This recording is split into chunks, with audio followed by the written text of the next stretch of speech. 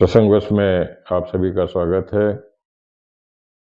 जैसा कि कल हम चर्चा कर रहे थे कि जब प्रसंगवश में आपसे मुलाकात होगी तो राजस्थान के नए मुख्यमंत्री का चेहरा भी सामने होगा, और हुआ भी वही, होना भी था।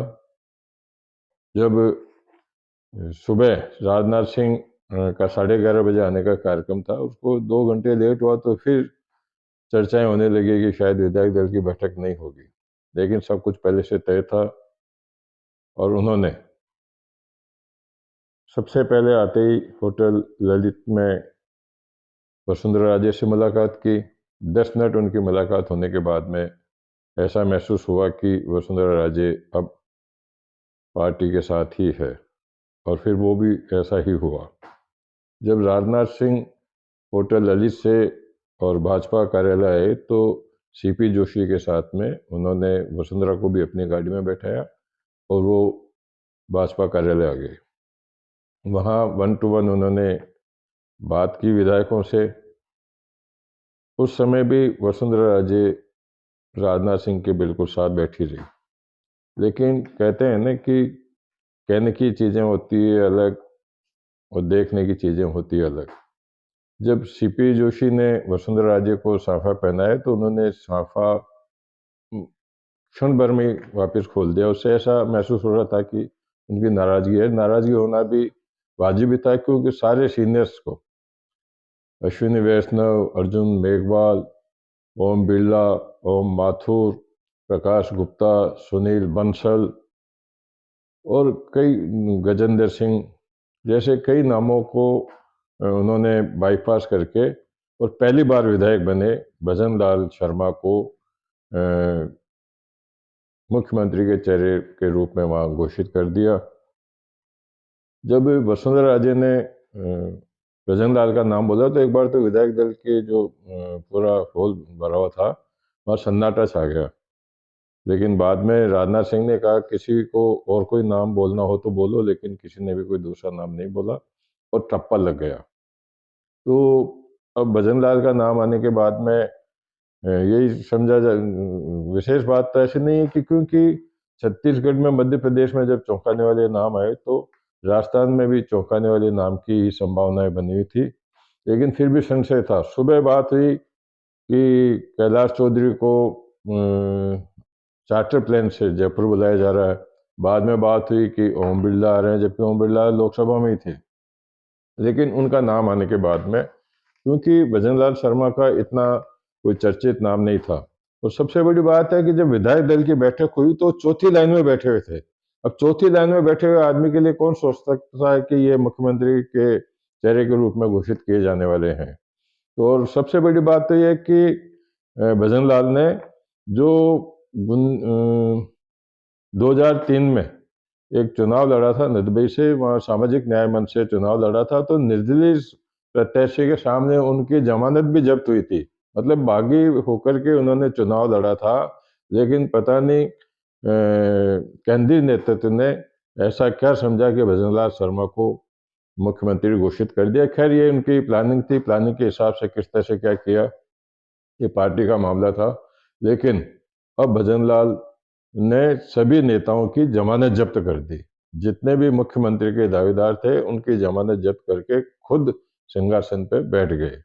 अब बैठने के बाद में उन्होंने आज अपनी पत्नी के साथ में मोती डूंगरी गणेश जी मंदिर के दर्शन किए, राधा गोविंद देव जी भगवान के मंदिर में दर्शन किए। 15 दिसंबर को शपथ लेंगे वो, और शपथ ग्रहण के दौरान उन प्रधानमंत्री अमित शाह, नड्डा और उत्तर प्रदेश के मुख्यमंत्री योगी आदित्यनाथ सहित कई बड़े नेता भी वहाँ मौजूद रहेंगे। 15 दिसंबर को ही उनका जन्मदिन भी है।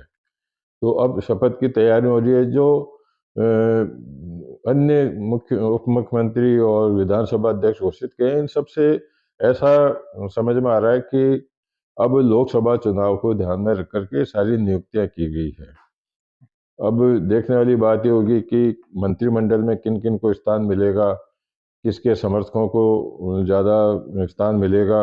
ये सारी चीज़ें हैं जो अब शपथ ग्रहण के बाद में होगी। समझा तो ये जा रहा है कि शपथ ग्रहण जब होगा तो लगभग 10 से और 12 या 14 विधायक उसी दिन मंत्री की शपथ भी ले सकते हैं। तो वो भी अब, लेकिन मंत्रियों को तो अनुभवी मंत्रियों को जो मतलब 3-3 4-4 बार विधायक रह चुके हैं, समझा जाता है कि उनको भी मौका दिया जाएगा और एक बैलेंस बनाने की कोशिश की जाएगी कि हर बड़े नेता के समर्थकों को उसमें समावेश किया जाए। तो ये सारी बातें इसको लेकर के अब एक नई बात आ रही है कि अशोक गहलोत के लिए एक चर्चा में है कि उन्होंने विशेष सुरक्षा मांगी मुख्यमंत्री से हारने के कांग्रेस सरकार के प्रदेश में हारने के बाद में।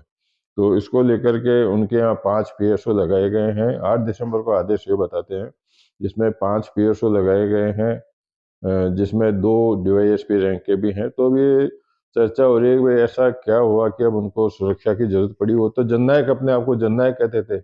जननायक को तो किसी से खतरा नहीं होना चाहिए, लेकिन उन्होंने जिस तरह से सुरक्षा की मांग की या सुरक्षा की उनके लिए जो व्यवस्थाएं की गई है, उससे सारी चर्चाएं हैं। साथ में ही अब कल भोपाल के अंदर मोहन यादव भी शपथ ले रहे हैं। वो भी शपथ ग्रहण का समारोह भी बहुत बड़ा ऐतिहासिक होने जा रहा है, जिसमें भी प्रधानमंत्री मोदी, अमित शाह, जेपी नड्डा आदि मौजूद रहेंगे। तो ये सारी चर्चाएं रही। अब विप्र सेना ने, विप्र सेना की बात करें तो विप्र सेना ने 2 मार्च में, 18 मार्च या 25 मार्च को, मुझे ध्यान नहीं आ रहा है एकदम से, लेकिन एक बहुत बड़ी महापंचायत की थी। जयपुर में बहुत बड़ी महापंचायत की थी, जब ये माना जा रहा था कि अब ब्राह्मण भी पूरी फॉर्म में आ गए हैं। वो भी चाहते हैं कि हरिदेव जोशी के बाद में, समझता हूँ मैं, हरिदेव जोशी के बाद में किसी ब्राह्मण चेहरे को मुख्यमंत्री नहीं बनाया गया। तो उस समय से ही ऐसी थी। तो उसके बाद में पार्टियों ने भी अलर्ट हुई। सीपी जोशी को भाजपा का प्रदेश अध्यक्ष बनाया गया और अब सरकार की जो सत्ता की चाबी है वो भी ब्राह्मण को दी गई। तो विप्र सेना के जो राष्ट्रीय प्रमुख हैं सुनील तिवारी, उनके सानिध्य में हजारों की संख्या में विप्र सेना के लोगों ने वहाँ खुशी जाहिर की, आतिशबाजी की, एक दूसरे को मिठाई भी खिलाई। और समझा जाता है कि विप्र सेना एक जयपुर में बड़ा आयोजन करके सभी का वहाँ स्वागत भी करेगी और अपनी खुशियों का इजहार उस समय भी करेगी। उसको बात करते हैं तो खुशियों का इजहार करने की तो ये जगह जगह भी हुआ है। बिहार में भी हुआ है, अजमेर में भी हुआ है, विजयनगर में भी हुआ है। कुछ वीडियो भी आपको हम दिखलाएंगे इसके। तो कुल मिलाकर के जो एक चर्चाओं की बातें चल रही थी कि क्या होगा, क्या नहीं होगा, क्या होगा, क्या नहीं होगा, वो सारी चीजें आज एकदम से नेपथ्य से बाहर आ चुकी है। अब इसमें कोई सस्पेंस करने की कोई जरूरत नहीं है। सबसे बड़ी बात रही कि जब 115 विधायकों की विधायक दल में बैठक हुई तो भाजपा ने पूरी सतर्कता से वहाँ काम किया। उन्होंने वहाँ 115 विधायकों के हस्ताक्षर शुदा एक पत्र बना लिया ताकि बाद में किसी तरह की कोई दिक्कत नहीं। वो गवर्नर को सौंपा भी गया। तो ये सारी बातें हैं। और अब चलते चलते में बात कर लेते हैं तो कांग्रेस के सांसद धीरज साहू जो काफी चर्चा में है, जिनके 390 करोड़ रुपए की नकदी पकड़ी गई थी, जिनको बैंक जो नोट गिनने वाले हैं उनको भी काफी परेशानी आ रही थी। अब वहाँ उनका जो मकान है, बहुत बड़ा मकान है, उसको जमीन खोदने से पहले वहाँ पर जियो सर्विस लॉन्स के माध्यम से सर्वे किया जा रहा है, जिसमें बताया जाता है कि जमीन के नीचे भी काफी नकदी और धन गड़ा हुआ है। अब वो देखने वाली बात होगी कि उसमें कितना क्या कुछ निकलता है। साथ ही अंबानी परिवार की कोकिलाबेन और टीना अंबानी और अनिल अंबानी आज नाथद्वारा रहे, जहाँ उन्होंने श्रीनाथ जी की पूजा अर्चना की। तो यही सब आज की चर्चाओं में जो बातें थी प्रमुख रूप से वो आपके सामने शेयर की। अब ये सवाल उठने लगा है कि क्योंकि 2024 में लोकसभा के चुनाव होने वाले हैं और उससे पहले जो मतदान, ये मतदाताओं के नाम जोड़ने वाली प्रक्रिया है, उसके लोगों का ट्रांसफर नहीं होता है उसमें 1 जनवरी के बाद में। तो ऐसे में समझा जाता है कि अब 20 दिसंबर के बाद में छत्तीसगढ़, मध्य प्रदेश और राजस्थान में बड़े पैमाने पर तबादले हो सकते हैं। इन्हीं सब चर्चाओं के साथ में आज के प्रसंग में इसको विराम देते हैं। कुछ वीडियो आपके सामने शेयर करूंगा, जिसके अंदर राजनाथ सिंह कुछ विधायकों और वसुंधरा राजे के साथ में किस तरह से भाजपा कार्यालय में प्रवेश कर रहे हैं, विप्र सेना ने जयपुर में किस प्रकार से खुशियां मनाई है, अन्य जगह जिसमें बिहार भी शामिल है, बिहार में भी काफ़ी ब्राह्मण लोग सतर्क हैं और एक्टिव भी हैं, वहाँ भी काफ़ी आतिशबाजी की गई। सबसे बड़ी बात है कि बिहार में परशुराम जी का मंदिर भी है, वहाँ परशुराम जी के मंदिर में पहले भोग लगाया गया और भोग लगाने के बाद में चांद गेट पर प्रसाद भी वितरित किया गया। तो इन्हीं सब चर्चाओं के साथ में आज के प्रसंग को इसको विराम देते हैं। कल फिर नई चर्चाओं के साथ मैं आपके सामने रहूँ।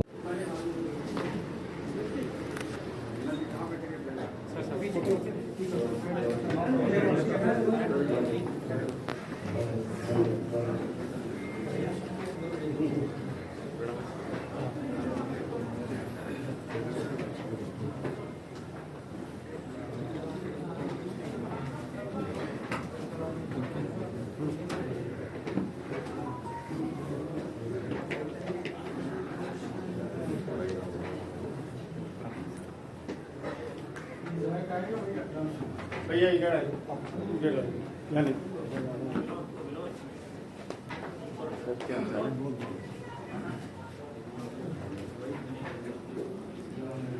भाई साहब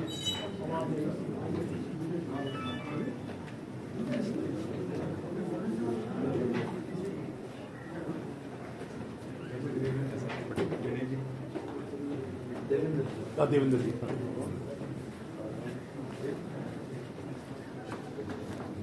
यूँ करो यूँ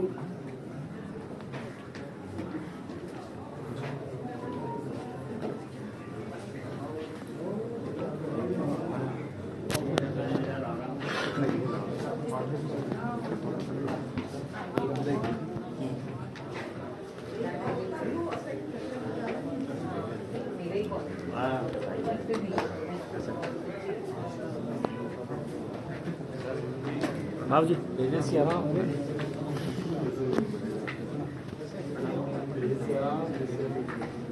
आपकी जीत आई है। ये है सुनील तिवारी जी, हमारे भाई साहब की जीत है।